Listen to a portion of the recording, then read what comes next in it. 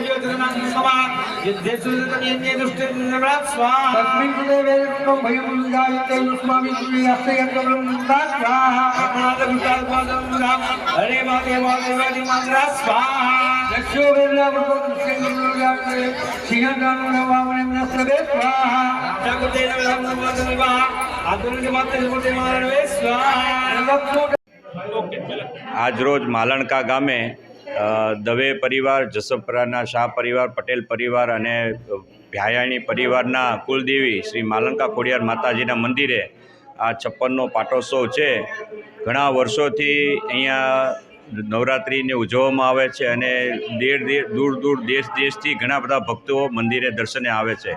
આજે આપ જોઈ શકો છો કે ભક્તોનો વિશાળ સમુદાય આજે માતાજીના આ જન્મોત્સવ પ્રસંગે ઉપસ્થિત રહ્યો છે અને માની ભક્તિમાં લીન છે। તો આજે આપણે આ માતાજીના પાવન પ્રસંગે મહા મહિનાની નવરાત્રિના આ પૂનમના દિવસે આપણે સૌ માતાજીની ભક્તિ કરીએ અને માતાજીના આશીર્વાદ મેળવીએ।